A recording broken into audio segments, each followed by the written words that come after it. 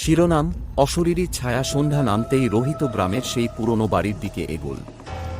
চারিদিক নিঝুম, শুধু দূরের মাঠ থেকে শেয়ালের চিৎকার মাঝে মাঝে শোনা যাচ্ছে।